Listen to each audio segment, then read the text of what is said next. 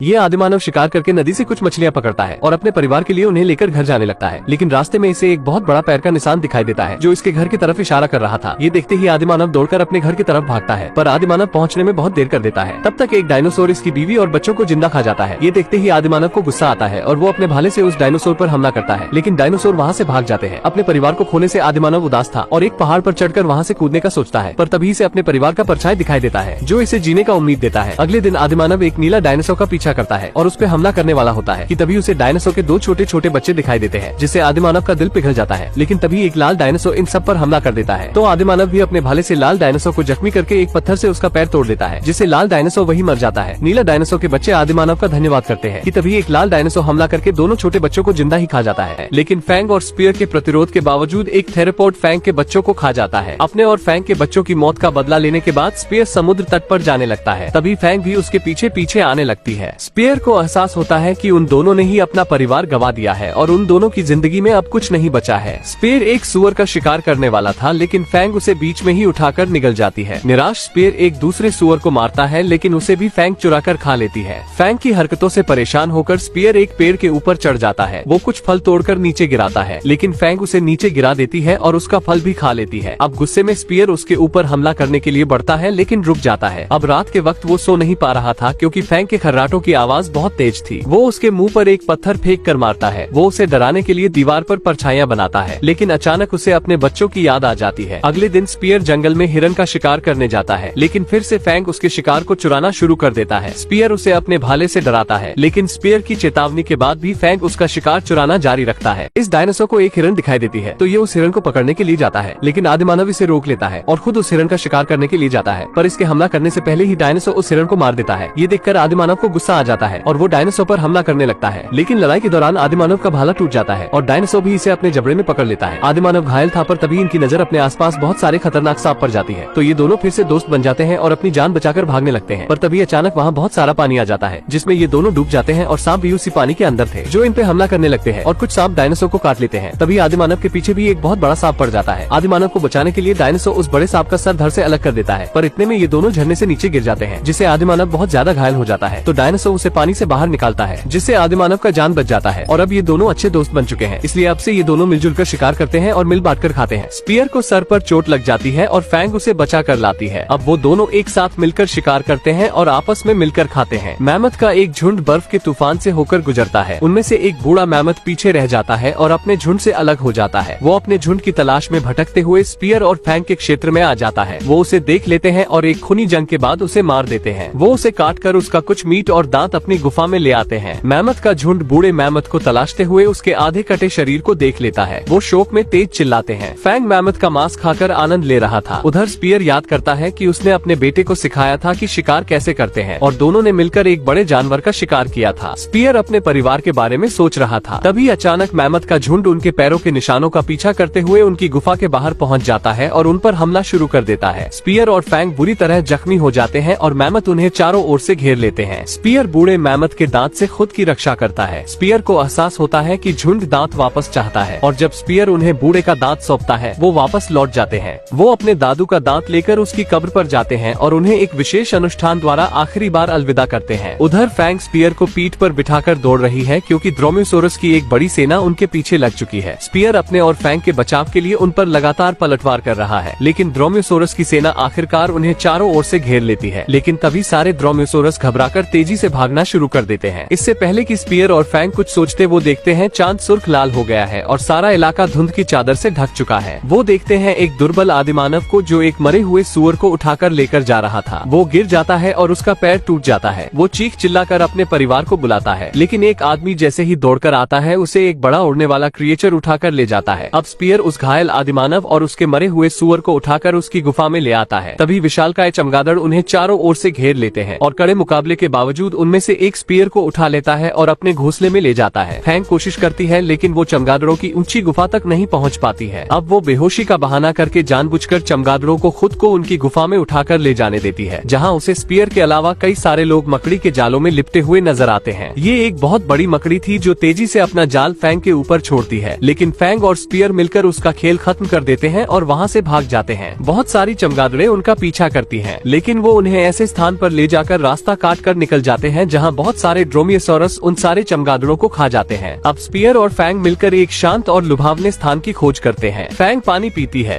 और स्पीयर मछली पकड़ने लगता है। स्पीयर ये देखकर दंग रह जाता है कि यहाँ पर वो मछली सीधे अपने हाथों से पकड़ सकता था। वो मछलियों का ढेर लगा देता है और फैंग सब चट कर जाती है। फिर वो दोनों किनारे पर आराम करते हैं। फैंग स्पीयर की गर्लफ्रेंड बनने की कोशिश करती है। वो उसके हाथ के बगल में अपने हाथ का निशान बना देती है। स्पीयर तैरने के लिए पानी में चला जाता है जबकि फैंग तट पर धूप सेंकती है। पानी के अंदर तैरते हुए स्पीयर को फैंग की तरफ बढ़ती हुई कुछ परछाइयां नजर आती हैं और जब वो पानी से निकलकर बाहर आता है वो देखता है फैंग वहाँ से गायब है और उसे खींचकर ले जाने के निशान वहाँ दिखाई देते हैं। वो गुर्राता है और अगले ही पल उसे कोई पीटकर बेहोश कर देता है। होश आने पर वो खुद को फैंग के साथ जाल में कैद पाता है और कई सारे कबीले वालों ने उसे घेर रखा है जो कोई कर्मकांड कर रहे हैं। कुछ गोरिल्ला आपस में लड़ रहे हैं और विजेता गोरिल्ला को एक बूंद रसपान कराया जाता है। उसे पीते ही वो एक महाशक्तिशाली गोरिल्ला में तब्दील हो जाता है। वो फैंग पर हमला करता है और तब तक स्पीयर भी खुद को आजाद कर लेता है। स्पीयर भी उस रस का पान कर लेता है और एक दैत्य में परिवर्तित हो जाता है, जिसके बाद वो सारे बंदरों का कत्लेआम कर देता है। अगली सुबह स्पीयर अपने वास्तविक रूप में जागता है। वो खून से सना हुआ और मृत शरीरों से घिरा हुआ है। तभी वो फैंग को देखता है और दौड़कर उसकी तरफ जाता है, लेकिन देखकर लगता है कि वो मर गई है। स्पीयर सोचता है कि ये तो गई बेचारी, लेकिन तभी उसे फैंग के छींकने की आवाज सुनाई देती है। वो जल्दी से उसे पानी पिलाता है और उसकी चोटों पर गीली मिट्टी लगाता है। वो उसके लिए एक स्ट्रेचर तैयार करता है और किसी तरह पूरी ताकत लगाकर उसे स्ट्रेचर पर पटकता है। वो उसे दूर तक अपने साथ खींचकर वापस अपने जंगल में ले जाता है। रात में वो फैंग का जंगली जानवरों से बचाव करने के लिए उसके चारों तरफ आग का घेरा बना देता है। सुबह के समय वो स्ट्रेचर को लगातार खींचते हुए अपनी गुफा में लेकर चला जाता है। कुछ जंगली कुत्ते उनका पीछा करते हैं और स्पीयर उन्हें भगा देता है, लेकिन कुछ देर बाद वो फिर वापस आ जाते हैं। रात को बीच रात स्पीयर की नींद खुलती है और वो देखता है बहुत सारे मांस नोचने वाले कीड़े उसके और फैंग के ऊपर चढ़ गए हैं। वो उन्हें भगाता है और सबको मार देता है। वो उन्हें पकाकर फैंग को खिलाता है और खुद भी खाता है। सुबह को बाहर जाने से पहले वो गुफा के दरवाजे को पत्थरों से बंद कर देता है, लेकिन जंगली कुत्तों का एक झुंड अंदर रास्ता बनाने का प्रयत्न करते हैं, लेकिन स्पीयर उनसे लड़ता है और उन्हें भागने पर मजबूर कर देता है। ये देखकर कि स्पीयर जख्मी है, फैंग उठने की कोशिश करती है, लेकिन स्पीयर उसे शांत करके लिटा देता है। गुफा के बाहर सैकड़ों कुत्ते इकट्ठा हो गए थे। स्पीयर रात वाले कीड़ों की बाहरी शख्त खोल को हाथों में नकल्स की तरह पहनकर सारे कुत्तों को मार देता है। जल्दी ही उसका साथ देने के लिए फैंग भी उसके साथ आ जाती है। अर्जेंटाइनोसोरस का एक झुंड मैदान में घास चर रहा है। तभी एक हाड्रोसोरस जो एक अज्ञात बीमारी से ग्रस्त है वहाँ आता है और एक अर्जेंटाइनोसोरस को काट लेता है। अब वो अर्जेंटाइनोसोरस इन्फेक्टेड होकर पैरासोरोलिफस में बदल जाता है और दूसरे अर्जेंटाइनोसोरस को मारने लगता है। कुछ देर बाद स्पीयर और फैंग वहाँ से होकर गुजरते हैं। वो ये देखकर दंग रह जाते हैं कि किसी भी मृत शरीर को किसी चील या गिद्ध ने हाथ तक नहीं लगाया है। तभी एक पैरासोरोलिफस उनके ऊपर हमला बोल देता है और वो एक छोटी सी गुफा में भागकर अपनी जान बचाते हैं। गुफा में सोते हुए स्पीयर सपना देखता है जिसमें एक पैरासोरोलिफस ने उन्हें काट लिया है। जागने पर वो देखता है कि वो पैरासोरोलिफस जो उनके पीछे भाग रहा था मरा पड़ा है। स्पीयर और फैंग यहाँ से भागने की कोशिश करते हैं, लेकिन तभी वो पैरासोरोलिफस जाग जाता है और उनका पीछा करता है, लेकिन उसका बड़ा शरीर संकरी दरार में फंस जाता है और स्पीयर और फैंग एक ज्वालामुखी क्षेत्र में पहुंच जाते हैं। वो आग के शोलों से तो किसी तरह बच जाते हैं, लेकिन तभी पैरासोरोलिफस दरार से निकलकर फिर से उनके पीछे लग जाता है। स्पीयर फैंग की गर्दन का इस्तेमाल करके पहाड़ी की दूसरी तरफ पहुंच जाता है। पैरासोरोलिफस लावा में गिरकर राख में बदल जाता है। स्पीयर और फैंग एक आदिमानव को आग की लपटों में घिरा देखते हैं और चुड़ैलों का एक समूह अपनी मुखिया चुड़ैल को बुलाता है, जो एक काले राक्षस में परिवर्तित हो जाती है जिसकी आंखें हरी हैं। आदिमानव के गले से एक हरा सांप बाहर निकलता है और मुखिया चुड़ैल के अंदर समा जाता है। वो उसके पेट में एक बच्चे का आकार ले लेता है। अब मुखिया चुड़ैल अपने पेट से उस बच्चे को बाहर निकालती है और उसे दूसरी चुड़ैलों को सौंप देती है। एक चुड़ैल फैंग और स्पीयर को देख लेती है और मुखिया चुड़ैल को सतर्क कर देती है और वो सब मिलकर स्पीयर और फैंग का पीछा करना शुरू कर देती हैं। स्पीयर और फैंग भागते हुए एक दूसरे से बिछड़ जाते हैं और एक चुड़ैल जादू करके फैंग को अपने नियंत्रण में कर लेती है। अगली सुबह स्पीयर खुद को उसी आदिमानव की तरफ लटका हुआ पाता है। तभी फैंग वहाँ आता है जिसके ऊपर एक छोटी सी चुड़ैल सवार है जो उसके ऊपर कब्जा किए हुए है। अब वो छोटी चुड़ैल जादू का इस्तेमाल करके स्पीयर और फैंग की यादों में प्रवेश करती है और उनके अतीत के बारे में जानकारी लेती है, जिसके बाद चुड़ैल उस समय में जाती है जब उसकी बेटी एक पहाड़ी के ऊपर से गिरकर मर गई थी। उसके बाद वर्तमान में लौटकर वो स्पीयर के शरीर पर कुछ विशेष निशान बना देती है। जब मुखिया चुड़ैल रात में वहाँ आती है तो छोटी चुड़ैल का हृदय परिवर्तन हो जाता है और वो स्पीयर और फैंग को आजाद कर देती है। मुखिया चुड़ैल एक बड़े से भेड़िए में बदल जाती है, लेकिन छोटी चुड़ैल उसका ध्यान भटका देती है और स्पीयर और फैंग मौका पाकर भाग जाते हैं। मुखिया चुड़ैल उस छोटी चुड़ैल को खा जाती है। एक स्माइलोडोन अपने शिकार की तलाश कर रहा है जब वो एक जंगल में एक क्रिएचर को देखता है। अगली सुबह स्पीयर और फैंग जंगल से गुजरते हुए स्माइलोडोन की लाश देखते हैं। फैंग ये देखकर घबरा जाती है और वहाँ से भाग जाती है। रात के वक्त एक अजीब क्रिएचर सेरेटोप्सियंस के झुंड पर हमला करता है और उनमें से एक को कत्ल कर देता है। जब स्पीयर और फैंग शोर सुनते हैं, स्पीयर क्रिएचर से लड़ने जाने के लिए अपना भाला उठा लेता है, लेकिन फैंग उसका रास्ता रोक लेती है और उस पर दहाड़ती है। वो स्पीयर को बैठने के लिए विवश कर देती है। अगली सुबह स्पीयर और फैंग बहुत सारी चीलों को आसमान में मंडराते हुए देखते हैं जो पिछली रात को मारे गए जानवरों की लाशों को खा रहे थे। जब तेज हवा चलती है वो दोनों एक चट्टान के पीछे छुप जाते हैं। अब रात में वो एक अजीब आवाज सुनते हैं और जंगल की तरफ भागने लगते हैं, और जब थोड़ा सा आराम करने के लिए रुकते हैं वो रहस्यमय क्रिएचर उन पर हमला कर देता है। वो बड़ी मुश्किल से खुद को बचाते हैं। स्पीयर अपना भाला फेंक कर मारता है,